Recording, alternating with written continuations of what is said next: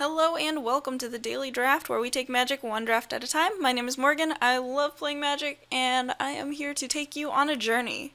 A journey to battle for Zendikar.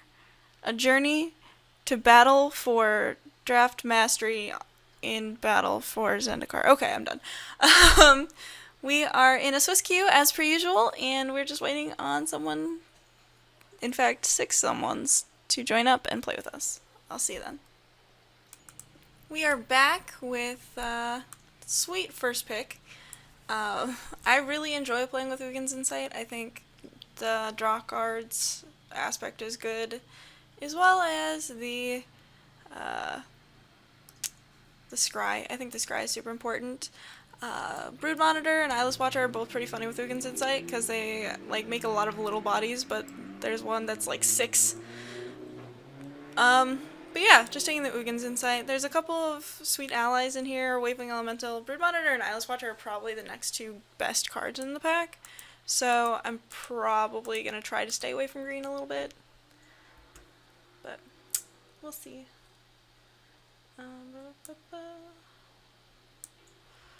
Let's see. Well, we have a couple of options here. There is a Gideon's Reproach and a Transgress the Mind. There's also an Angelic Captain, which I'm not a huge fan of. Tunneling Geopede is fine. There's a... Oops. It's from the last draft I did. Let's see. I think it's between Transgress and Reproach, honestly.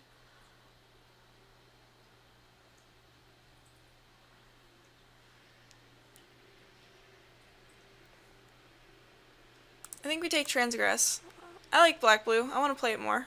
I could take this Oran Reef Hydra, but I don't know. I think I'd rather have an Evolving Wilds. Is that bad? Like, this card is pretty sweet. There's Territorial Bailoff and a Snapping Gnarlid. Evolving Wilds is so good. Yeah, I think I just take the Evolving Wilds here. There's another Transgress the Mind. I'm definitely just taking Kozilek's Channeler, though. Kozilek's Channeler's ramp abilities are unmatched in the format, except for by, Hedron Archive. Let's be real, though. So yeah, I'm going to take that over at Transgress the Mind. It keeps me open. It gives me options to move into various and sundry other colors. So yeah, pretty good. Ooh, mama. We're doing it. We're doing it. Guys, look out. We're parting some water. Veils. Is that weird? It's weird, isn't it?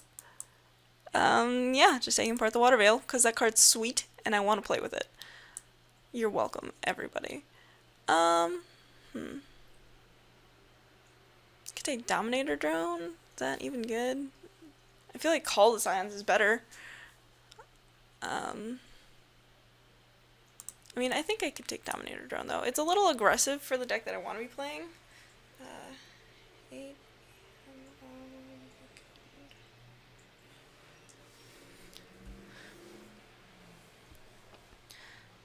So, yeah, like I said, it's a little aggressive for what I want to be doing with the Ugins Insight and Part the Water Veil cards, but it's, worth having, I think. It's a 3-drop, and yeah, let's see. So I could take the Demon's Grasp, the Skyline Cascade. Blighted Woodland actually looks pretty good here. So does McKinley Patrol. I think I take the Blighted Woodland. I'm not, green seems to be, we seem to be getting past a lot of green, although we're passing a lot of green too, so that probably is a bad idea. But, yeah, Blighted Woodland is probably the exact wrong pick for that, actually, though. I could take Sludge Crawler here, or I could take Spawning Bed. I think I take Sludge Crawler. It's a great way to start ingesting early, and it's pretty hard to block any time ever. So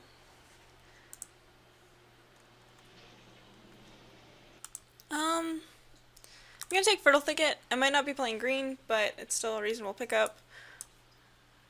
And yeah, not much to say about it. Ooh, we wheeled the Foil Mountain. Yep, taking it. Having a Fertile Thicket around is a nice utility piece too, so if we get something like Exert Influence, or that's probably the best example I can come up with at the moment, then it adds to Converge while still being somewhat useful. Here I'm just going to take a Mindraker.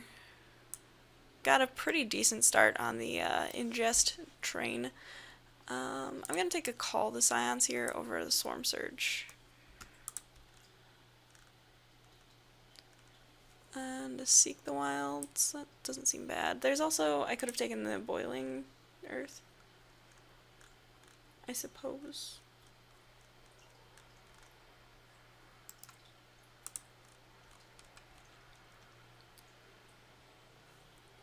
Ooh, Sylvan's Scrying. Sweet.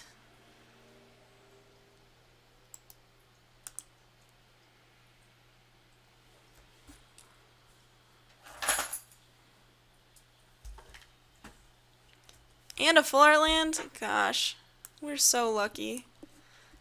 Alright, I'd like to pick up more blue cards because I have these sweet rares that I want to play. Part of the reason that I do this, by the way, is just to give you guys some ideas about like what it's like to play with cards like this. Here, I think I'd rather take the Horribly Awry than the Lumbering Falls. I could be wrong, but I think it's better. There's also a Pilgrim's Eye, but yeah, I think Horribly Awry is the pick here.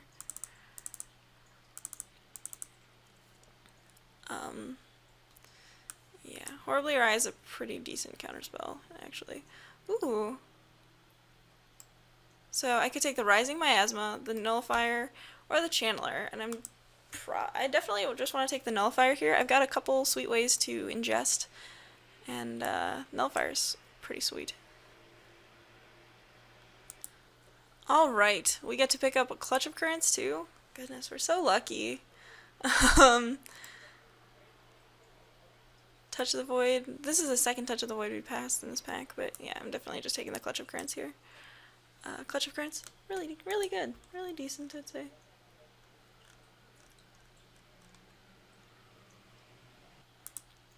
Alright, so there's a Vile Aggregate here, which we're passing, unfortunately. Like, we could... Ooh, we could splash it, though. Ooh, that's tempting.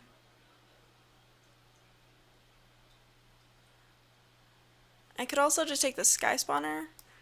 That seems better. We're just gonna take the Sky Spawner and not be silly. And I love Vile Aggregate. Kind of sad passing it, but we'll get over it. We'll survive, I think. I hope. I hope we'll survive.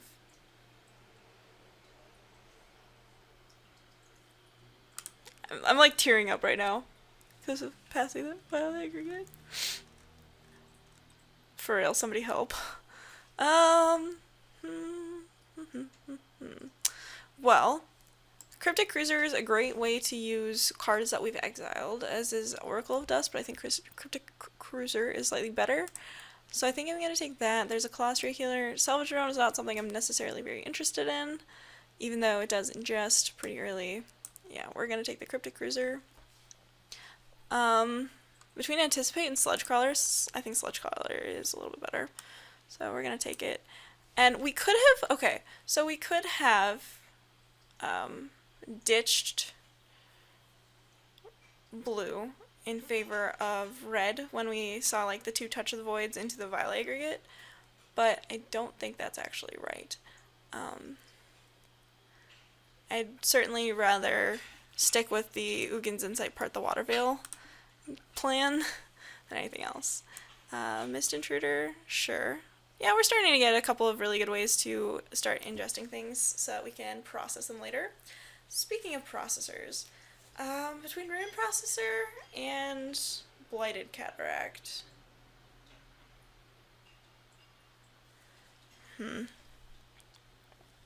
I think I'd rather have the Rune Processor. I have Clutch of Current or Ugin's Insight as a form of late game, And Rune Processor is a really good way to utilize the cards that you've processed or you've adjusted. Gaining life is pretty important, so yeah, definitely. I'm pretty happy with Rune Processor.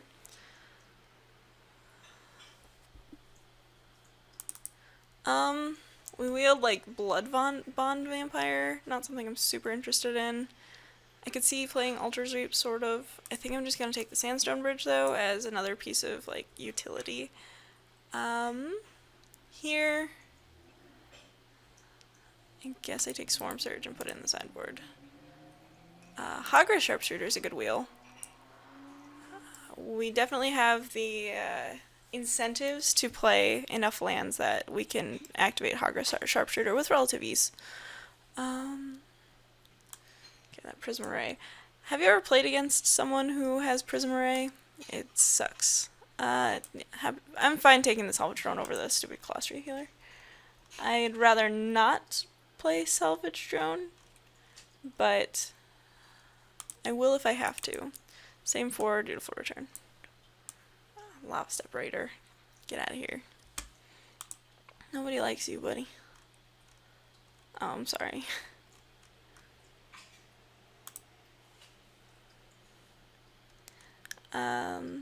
Again, for those of you who are interested in seeing me, Morgan, in my natural habitat, I'm going to be at GP Atlanta this weekend, all weekend long, and I hope to see some of you there. Some people said hi at GP Seattle, and it was really exciting for me, not gonna lie. Here we're gonna pick up a Ruinous Path. That's a pretty good one to have, just a reasonable removal spell. There's also a Despoiler and a Sky Skimmer that I would be very excited to have, as well as a Tightening Coils, but yeah, removal is good.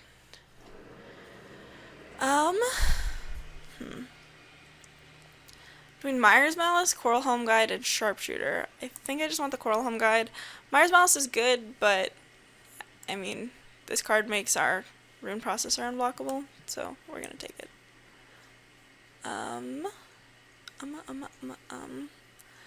I could take the Familiar, or I could take the Silent Skimmer. I think I actually want the Skimmer. It's more defensive, which works out pretty well in this deck, and it's got the inevitability factor that I like in my cards. Here, I'm going to take a Ruination Guide. I don't know why I struggled so hard with that. Ruination Guide. There's also a Merc Strider. I haven't actually gotten a Merc Strider yet in this draft, which is kind of surprising to me. There's also a Grave Birthing here. Like if either of those I'll be very excited. Hopefully not playing this Dutiful Return. Putting the Sandstone Bridge in the board. There's a Dampening Pulse. There's a second Dominator Drone.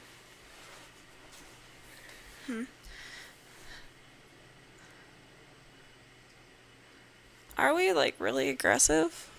I don't think so. I think we'd rather have Dampening Pulse than another Dominator Drone. For sure. Like, that card's insane. Ooh. Double Kozilek's Channeler? Yes, please. Card's sweet, too.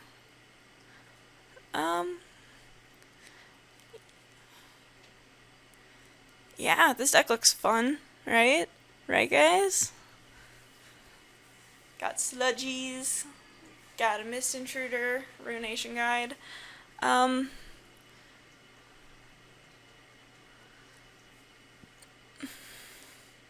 Got some Awaken action here.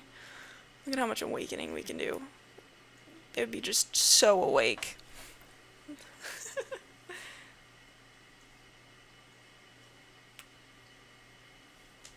We get to play the Nullifier deck, too. We're so lucky.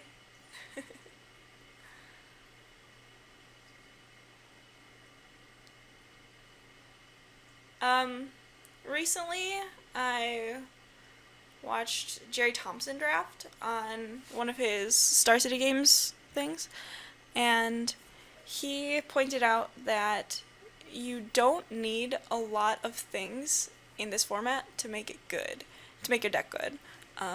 I'm going to take this Blighted Cataract over a second rune processor because lands are free. We have a Rising Miasma available to us, and I think I'm going to take it. I'm not sure if I'm going to main deck it, but I'll take it over Anticipate and also Grave Birthing and Mortuary Murder. Anyway, he was saying that in order to like have a good deck, you don't need like 20, 30 playables. Like, which means that A, you don't have to commit to a color right away, although we definitely did that, and it turned out fine, but we didn't have to, is the point. And you don't have to commit to a color right away, and what else? Oh yeah, so you don't need infinite playables, you just need enough to make your deck work and potential sideboard cards. And a lot of the time the sideboard cards are a little meh, so you don't even need to like focus on those too hard. And I think that's a really like good point, because we have a deck. It's not like we're worried about not having a deck. I'm going to cut this Mindraker, I think, over the Hogwarts Sharpshooter, which was my other option. We just, like, we could end the draft now. And how many cards are left? There's like 5 cards left. We could end the draft now and be fine. So you're welcome to speculate a little bit. And I think that's really important. Not being afraid to speculate. I'll take a Scour, sure. Because if you speculate and it doesn't work out, well, that's fine. And if you speculate and it works out, that's great. So just something worth thinking about as you watch this draft. Alright, cool. We've got a fun looking deck, right? Black, white things. How many rares do we have? Mythic and 2 rares. Look at all these rares. I think we got pretty lucky with what we did.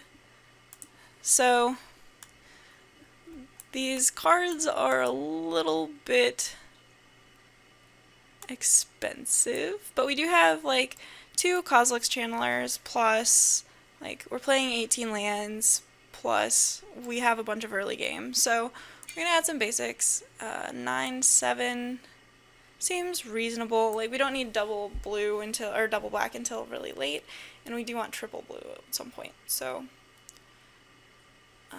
yeah, we'll add that to the deck and we'll submit, and I will see you in round 1.